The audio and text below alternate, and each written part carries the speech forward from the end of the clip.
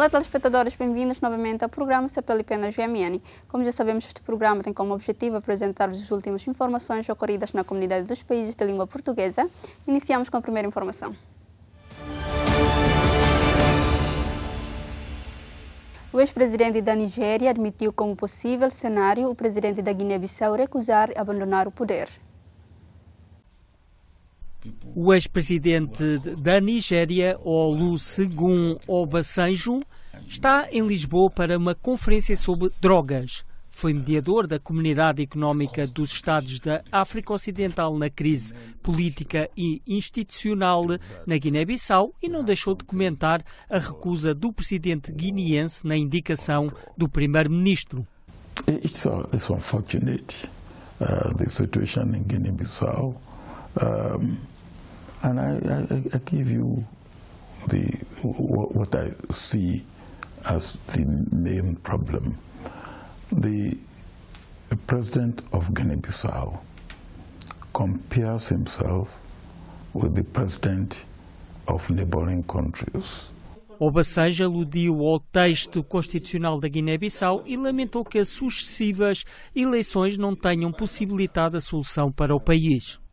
What he has to understand is that the constitution of Guinea-Bissau is different from the constitution of Senegal. The constitution of Guinea-Bissau is meant to have executive power shared by three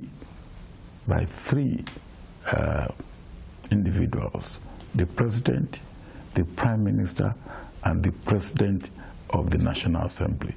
That is the way the constitution of Guiné-Bissau is framed.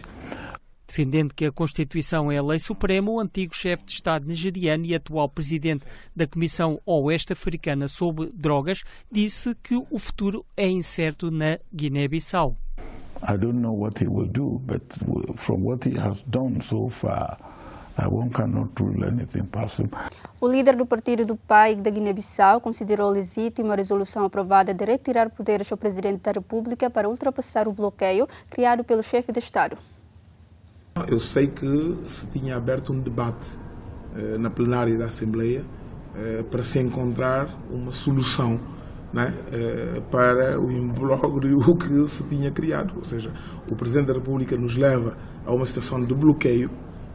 As instituições democráticas, sobretudo os órgãos de soberania, sentiram-se na necessidade e na responsabilidade de encontrar uma solução. Portanto, contrariamente àquilo que agora, curiosamente, o próprio Presidente e as pessoas ao redor dele tentam passar, que os outros é que estarão a comprometer aquilo que é parte da sua competência, é exatamente o inverso.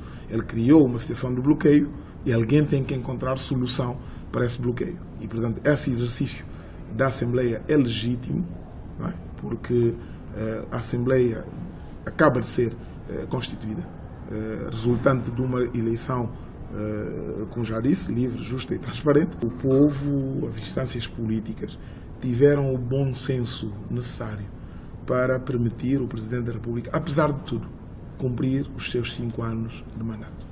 Portanto, isto é uma demonstração de uma maturidade bastante grande. Agora, é chegado o momento do Presidente também mostrar alguma gota de sensibilidade em relação ao sofrimento que o povo tem tido e que todas as instâncias têm sentido.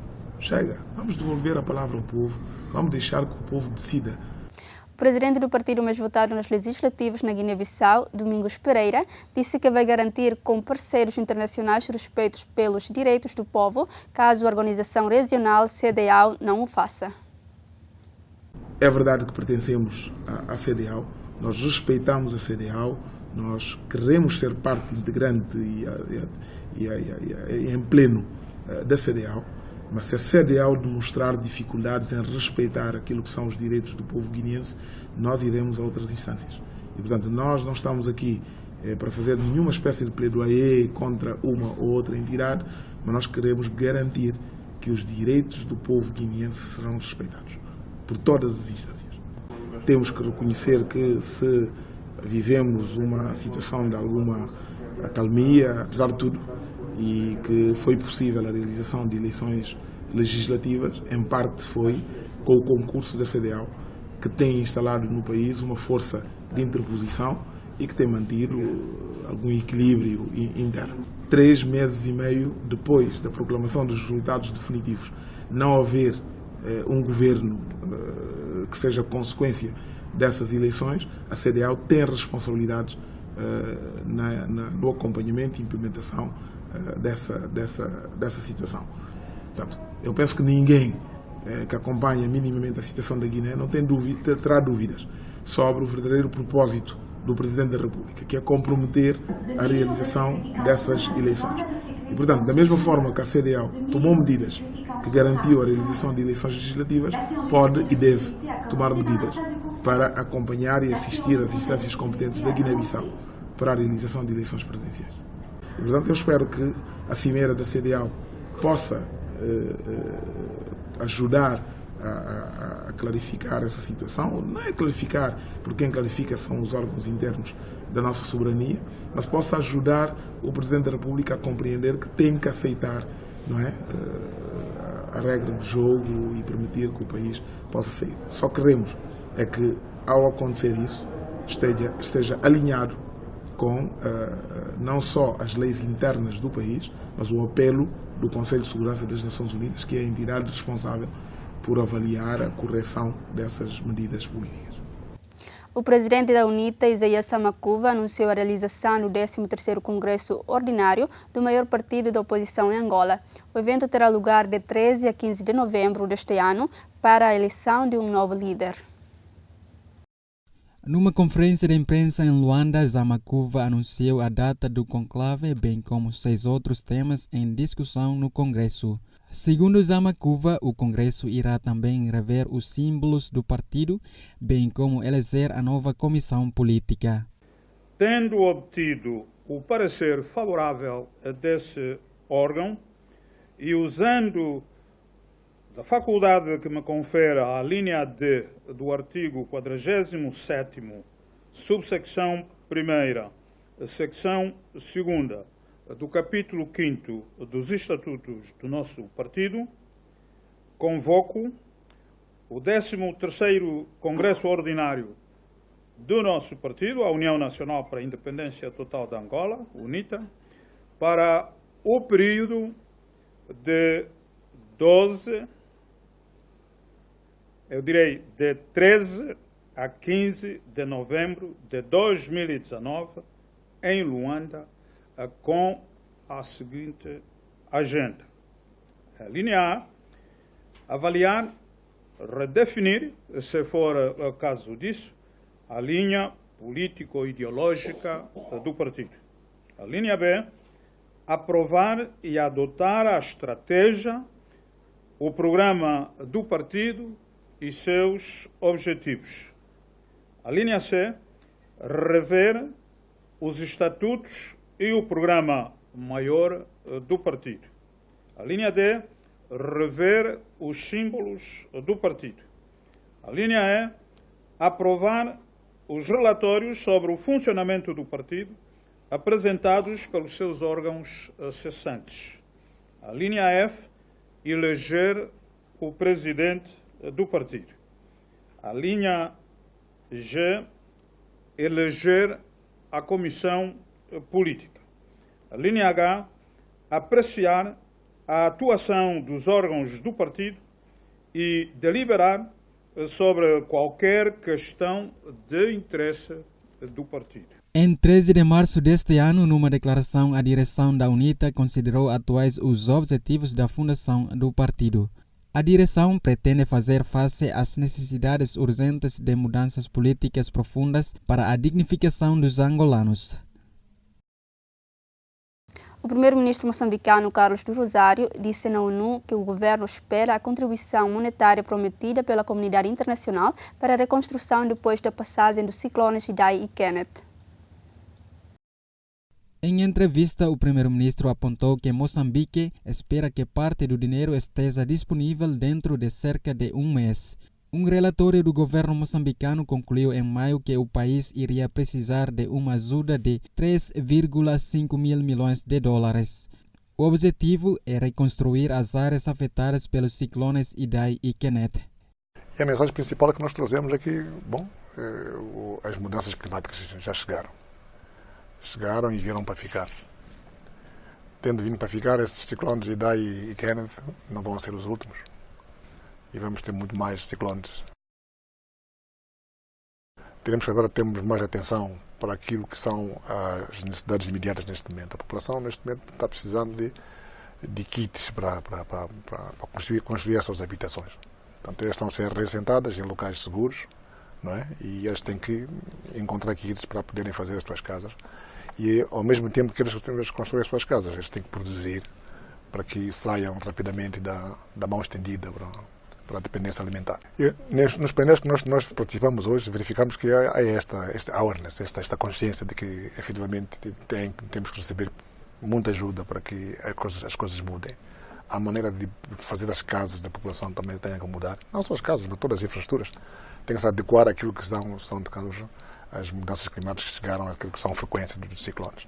E nós temos que mobilizar recursos para que, efetivamente, todo mundo recursos e tecnologias também, não é? E estamos, neste momento, nesta trajetória, e é por isso que nós estamos cá.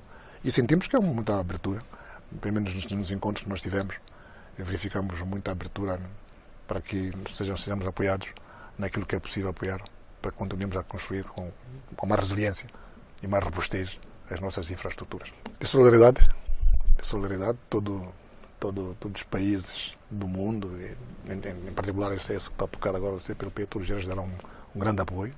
O Brasil deu um grande apoio notável, Angola também, de registrar. Todos os outros estados da CPLP, Portugal também, esteve em altura. E a cooperação foi lá, a solidariedade esteve lá. E, portanto, nós temos que, mais uma vez, nesta plataforma, reiterarmos nossos agradecimentos por essa solidariedade e por esse apoio que nos deram. E que agora é a fase mais difícil de reconstruir aquilo que foi construído e que pedimos que avancemos juntos nesta odisseia. Nós sentimos na carne o que é esta necessidade de adaptarmos às mudanças climáticas e a comportarmos de maneira a mitigarmos os efeitos devastadores daquilo que nós sentimos. E, portanto, nós temos esta obrigação de podermos, digamos, não diria liderar, mas fazermos advocacia para que, de fato, as coisas corram desta maneira. A avaliação do governo apontava que 3.000 quilômetros quadrados de terra e mais de 700.000 hectares de terra cultivada ficaram inundados com a passagem do ciclone Idai. No início de junho, a Comissão Europeia anunciou que iria mobilizar 200 milhões de euros para a reconstrução de Moçambique. Este financiamento surge após a destruição provocada pelos dois ciclones, valor que se juntaria aos 10 milhões já alocados. O Banco Mundial anunciou em maio um valor de 545 milhões de dólares para os 3 países afetados pelo Idai. Deste montante, 350 milhões são destinados a Moçambique. O Fundo Monetário Internacional aprovou em abril a concessão de um empréstimo de emergência no valor de cerca de 119 milhões de dólares. A Fundação La Caixa vai investir este ano em Portugal 20 milhões de euros em projetos sociais. Este valor tenciona aumentar todos os anos até atingir um orçamento de 50 milhões de euros no ano de 2022. O investimento previsto para este ano, no mínimo, será de 20 milhões de euros. A maior parte deste montante é distribuído, portanto, por instituições ou por pessoas que correspondem às grandes prioridades da nossa intervenção imediata. Portanto, são instituições, sobretudo do terceiro setor, na área social, são instituições culturais na área da cultura, na área da investigação, são centros de investigação ou investigadores de grandes centros de investigação portugueses. No caso das bolsas de doutoramento ou de pós-doutoramento, são as pessoas que concorrem, e pela primeira vez este ano vamos também ter abertura para os mestrados de talentos muito expressivos na licenciatura, que queiram ir para o estrangeiro, para seja na área das humanidades, seja nas artes, seja na ciência, seja na tecnologia, seja nas ciências sociais, pessoas de grande talento no final da licenciatura e que queiram ter um mestrado no estrangeiro, podem concorrer também, o que vai ser feito pela primeira vez. É já uma tradição grande da Fundação em Espanha, este caso dos mestrados em grandes universidades no estrangeiro e que ficou aberto também a nós este ano. A referência que temos, não é para o que estamos a fazer, o primeiro ano, que foi 18, foram 10 milhões, de facto despendemos quase 13 milhões e conseguimos intervir em quase perto de 15 milhões, com outros recursos que financiamos a investigação científica. Este ano o objetivo é 20 milhões, estamos persuadidos que vamos ultrapassar os 20 milhões e em 20, portanto o objetivo que está neste momento definido é 30 milhões, em 21 40 milhões e em 22 50 milhões. Em Portugal, inspetores tributários vão ao Parlamento para serem ouvidos em sede da Comissão Parlamentar. O encontro visa discutir a operação de cobrança de dívidas fiscais a automobilistas em maio em Valongo, que acabou cancelada pelo governo. O presidente da APIT criticou a falta de apoio aos trabalhadores da AT envolvidos na operação de Valongo.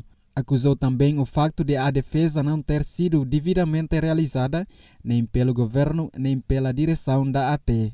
Nuno Barroso disse ainda aguardar pelo relatório sobre essa operação. Deu, entretanto, a garantia de que os direitos dos contribuintes foram assegurados pelos trabalhadores. Em termos de adesão, os números que nos têm chegado até ao momento apontam a nível nacional para uma participação de 75% a 80%, dependendo do serviço, mas a verdade é que eu acho que é fácil perceber e não é preciso ser um gênio para compreender que os projetos que têm vindo a público pelo Governo não só descaracterizam, desvalorizam e claramente vão desmotivar ainda mais quem trabalha na AT. O projeto de revisão de carreiras que tem sido apresentado pelo Governo não tem em conta, ou está completamente, ou melhor, está completamente afastado da realidade. Parece ter sido feito por alguém que não conhece o que é a AT, que não conhece quais são as funções, que não percebe que tem aqui o capital humano que mais contribui para o combate à fraude, para o combate à evasão, o combate à corrupção e ao branqueamento de capitais. Nós temos sido fundamentais. E o projeto que o Governo está a colocar em cima da mesa é um projeto que nos coloca na segunda linha da administração pública. Não estamos sequer ao nível dos outros corpos inspectivos da administração pública. Isso não faz sentido num país em que a fuga aos impostos é um desporto nacional, em que a economia paralela continua acima dos 20%, não faz absolutamente sentido nenhum e este Governo tem de perceber isso e eu espero que também os outros partidos da oposição, mas também os partidos que suportam o Governo consigam compreender isso e consigam ainda levar a que o projeto de revisão de carreiras seja alterado. Na terça-feira tivemos uma nova reunião com o Secretário de Estado que não se mostrou receptivo a nenhuma das propostas ou reivindicações que nós fizemos. Neste momento nós iremos, se não forem entendidas, nós temos de pensar em continuar esta luta e certamente iremos continuar essa luta, seja não utilizando os bens próprios ao serviço de Estado. A nossa viatura não estará ao serviço, exigindo o adiantamento das verbas para as deslocações, exigindo que o trabalho em situações perigosas seja feito em brigada. Outras ações de greve, luta nas ruas, isso poderão contar certamente com a APIT a defender os trabalhadores da AT que neste momento estão a ser desvalorizados por este Governo. Esta operação, denominada Ação sobre Rodas, tinha como objetivo interceptar condutores com dívidas ao fisco. Convidou-os a fazer o pagamento ou, em alternativa, a penhorar a viatura. O Sindicato dos Magistrados do Ministério Público de Portugal registraram uma adesão entre 90% e 100% no primeiro de 3 dias de greve. A greve foi marcada para protestar contra alegadas tentativas de controle político do Ministério Público.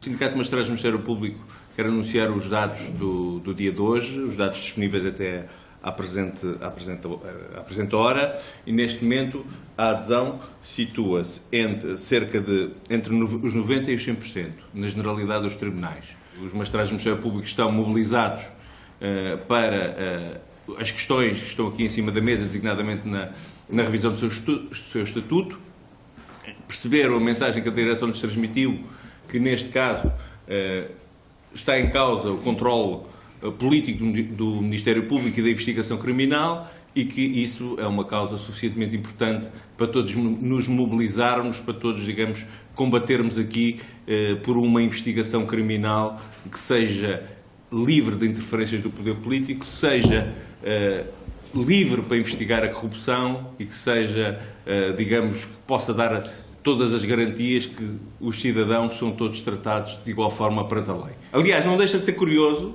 que a proposta do Partido Socialista ataca a proposta do Governo. E que nós estejamos aqui a defender, a fazer uma greve, a defender uma proposta do Governo.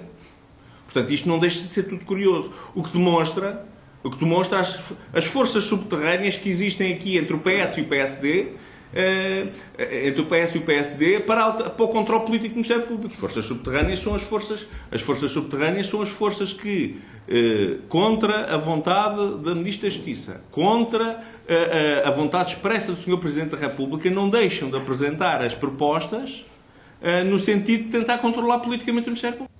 O primeiro-ministro moçambicano defendeu em Nova Iorque que as expectativas sobre os investimentos externos em Moçambique devem ser bem geridas. O objetivo visa impedir que os anúncios possam causar problemas. O primeiro-ministro moçambicano considerou que os investimentos vão ser muito bons porque vão gerar muito mais postos de emprego e mais rendimento.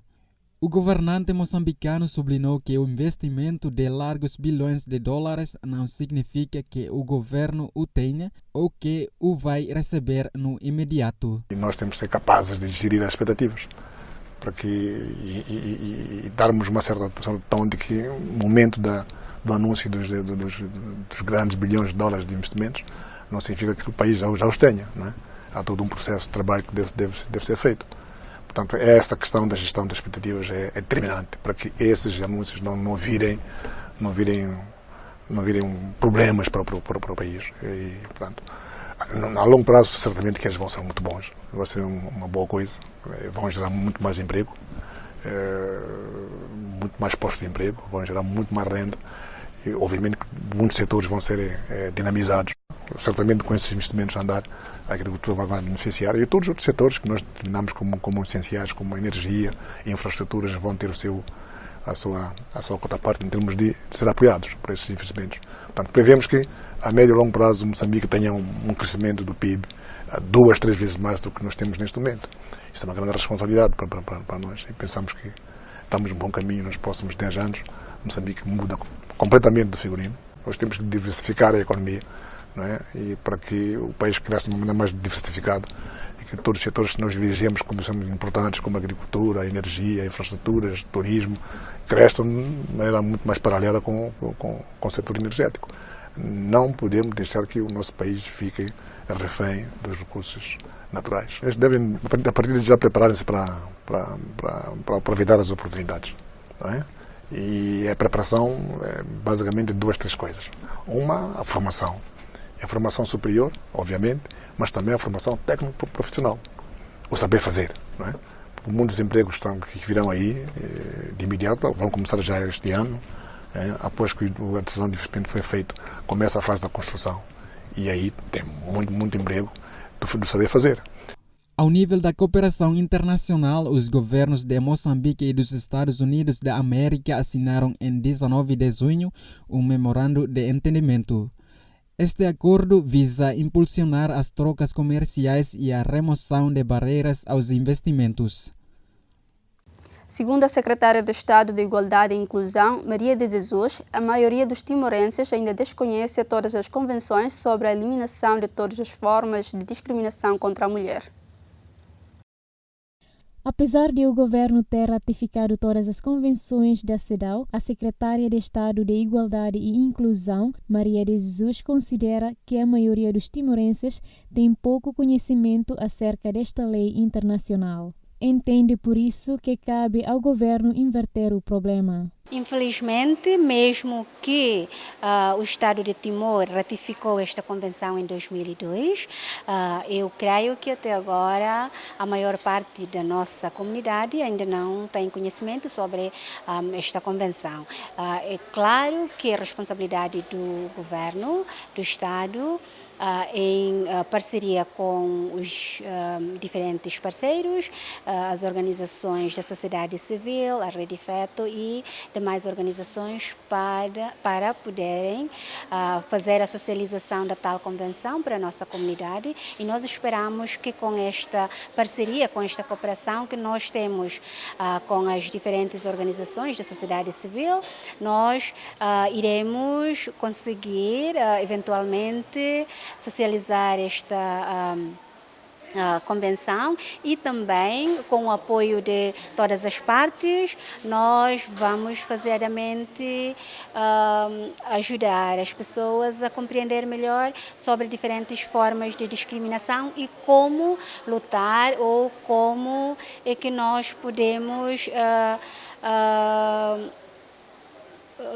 eliminar isto no meio da nossa sociedade. Recorde-se que o Parlamento Nacional de Timor-Leste tinha ratificado a Convenção da CEDAW em 10 de dezembro de 2002. O investigador da Universidade de New South Wales, da Austrália, Clinton Fernandes, considera que os crimes que aconteceram em Timor-Leste durante o período de 1975 a 1999 vão contra a Convenção para a Prevenção e a Repressão do Crime de Genocídio. Segundo Clinton Fernandes, mesmo que naquele período conturbado Timor-Leste fosse organizado por diferentes partidos políticos e só se tornaria num Estado independente em 2002, o país respeitou a Convenção. Estas declarações do acadêmico surgem após a Conferência Internacional sobre o tema Entender Timor realizada na passada quinta-feira na Universidade Nacional Timor-Leste em Dili. Timor from 1975 to 1999. The Genocide Convention protects Entre 1975 e 1999, a Convenção de Genocídio protegeu membros de grupo étnico, racial e religioso. As pessoas pensam sempre que muitos timorenses foram mortos por causa de quererem a independência. Por isso, julgavam que os timorenses pertencessem a um grupo político e não um grupo étnico ou religioso. Isto não é verdade. Apesar de um grupo simples, estes cidadãos timorenses têm o direito à autodeterminação. Não constituía nenhum problema, pois era um grupo nacional organizado por diferentes partidos políticos. Além disso, também não era um Estado até 2002. No fundo, os timorenses protegeram sempre esta convenção, apesar de terem sido alvo de crimes de genocídio.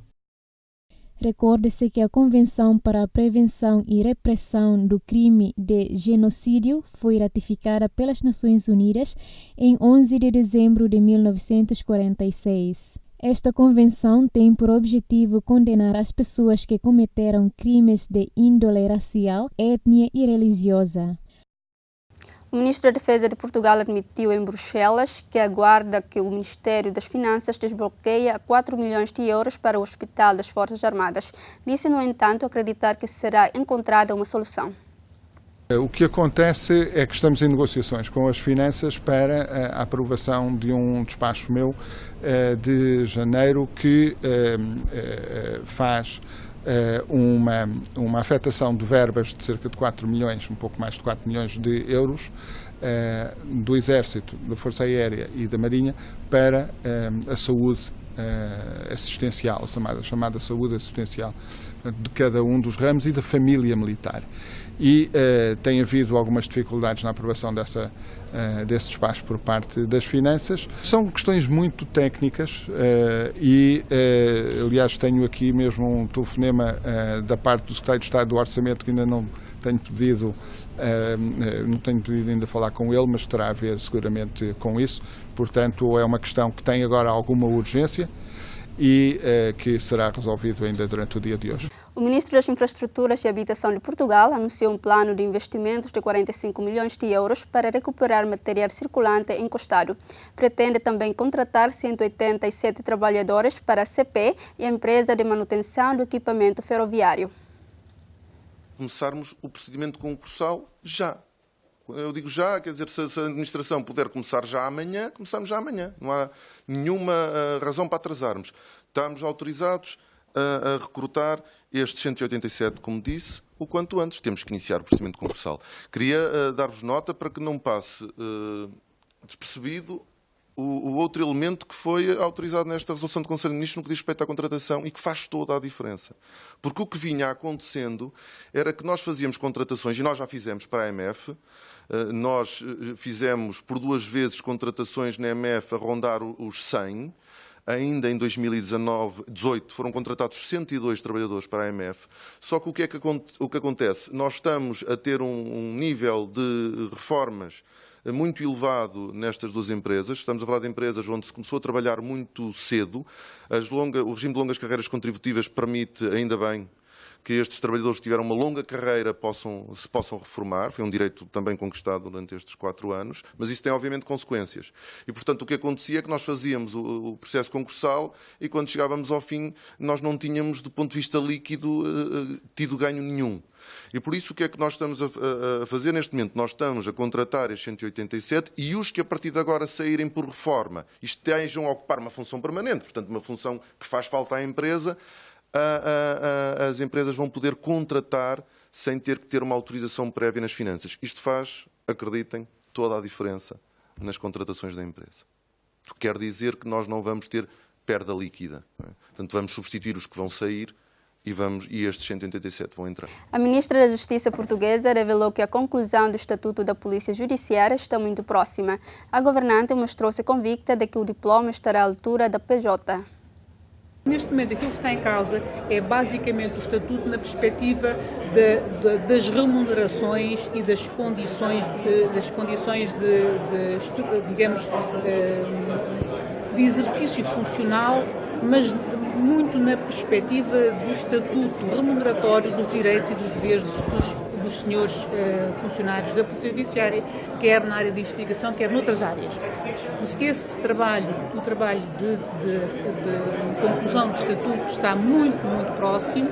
Nós tivemos várias discussões já. Neste momento estamos na finalização e estou convencida de que o resultado será um resultado à altura daquilo que da Polícia Judiciária que nós temos e da Polícia Judiciária que nós queremos ter no futuro. Em Portugal, o primeiro dia de greve dos funcionários judiciais verificou uma adesão elevada a nível nacional. Os manifestantes exigiram a integração de um suplemento do ordenado. Os funcionários judiciais realizaram esta terça-feira o primeiro de 5 dias alternados de greve em protesto pela integração de um suplemento de 10% no ordenado, que dizem tratar-se de uma redução efetiva do vencimento. Na concentração organizada no Campus Justiça, em Lisboa, o presidente do Sindicato dos Funcionários de Justiça falou da adesão à greve. A ideia que temos é que há muitos tribunais que podem estar completamente encerrados e nos outros a adesão cifra-se na casa dos 80% a 90%. Portanto, há de facto da parte dos oficiais de justiça uma manifestação inequívoca de desagrado relativamente à forma como está a ser tratado pelo Ministério da Justiça ou, se quisermos, pelo Governo na sua generalidade. Ficámos surpreendidos com esta atitude, repito, discriminatória e que revela uma certa desconsideração e uma menorização, como eu lhe disse, de uma classe profissional. Olha, que trabalha, por exemplo, até altas horas da noite e a comunicação social disso é testemunha, sem ganhar um tostão. Portanto, nós não ganhamos um tostão de horas extraordinárias e muitas vezes ficamos nos tribunais até à meia-noite, 1, 2 da manhã. Portanto, havia da parte do Governo a obrigatoriedade de ter outra consideração por esta classe profissional. Eu acho que o Governo ainda vai a tempo de emendar a mão e ter uma atitude de sensatez e de consideração e respeito para com uma classe profissional que dá muito à justiça. Presente na concentração, José Manuel Pureza, deputado do Bloco de Esquerda, adiantou que este partido vai apresentar hoje no Parlamento um projeto de resolução sobre os funcionários judiciais. O que agora é decidido pelo Governo é fazer essa integração,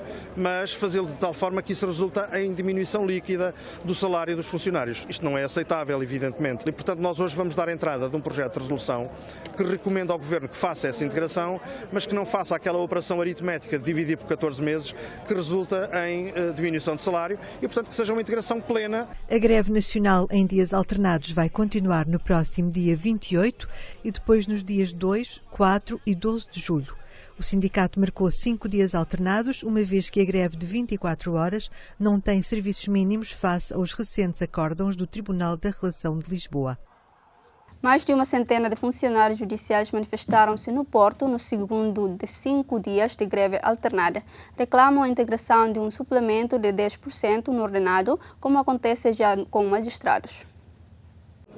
Mais de uma centena de funcionários judiciais manifestaram-se frente ao Palácio da Justiça do Porto no segundo de 5 dias de greve alternada, em que reclamam a integração de um suplemento de 10% no ordenado, como já acontece com magistrados. Os funcionários judiciais acusam o Governo de discriminação laboral. Aquilo que temos sentido é uma atitude discriminatória, mesmo de menorização relativamente aos oficiais de justiça, e isso não podemos aceitar.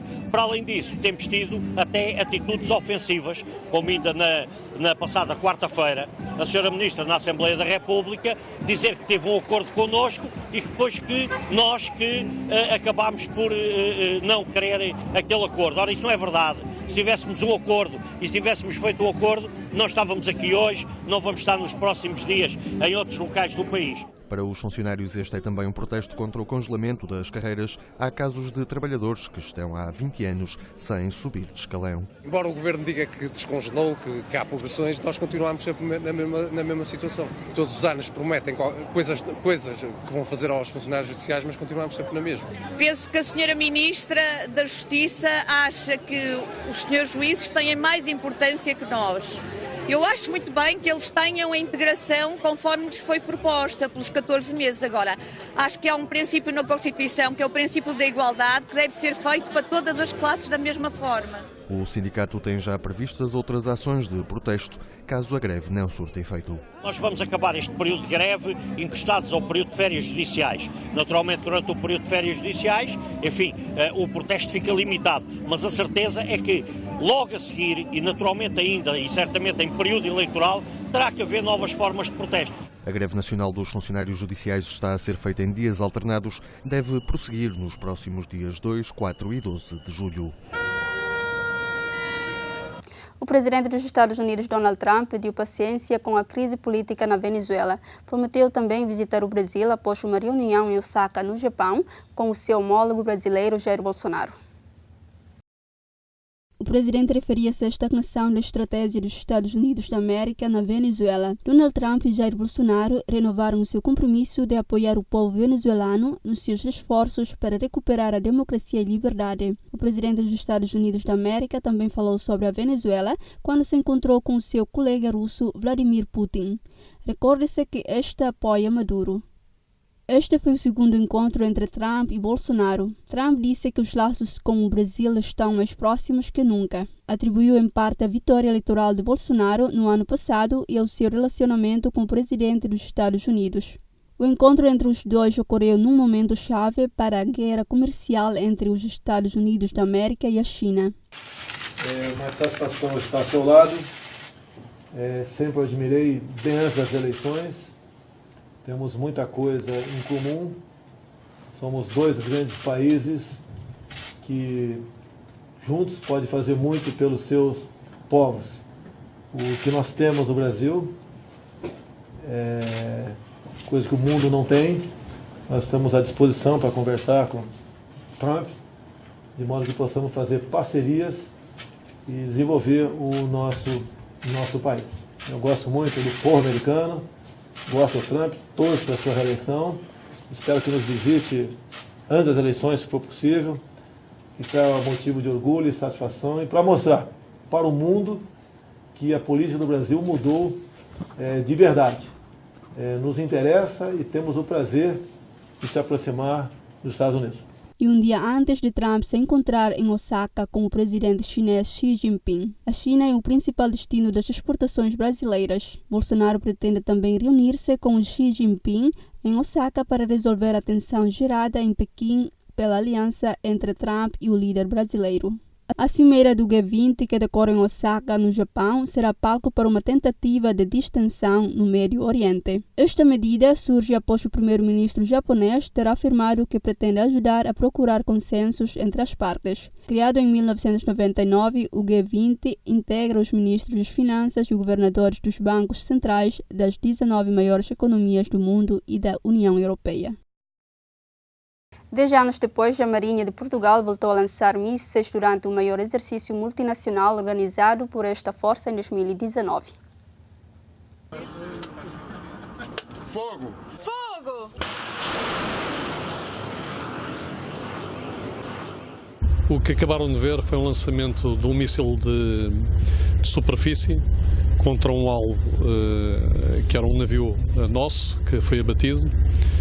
E nós estamos muito contentes com os resultados porque o míssil teve um hit, ou seja, acertou, e com isso provamos a capacidade das nossas armas, dos nossos sensores e do nosso treino e das nossas capacidades de fazer estas ações que são um dia inteiro houver uma necessidade real, nós temos confiança que vamos conseguir fazer isso. Vamos continuar com os lançamentos de mísseis, desta vez contra alvos aéreos.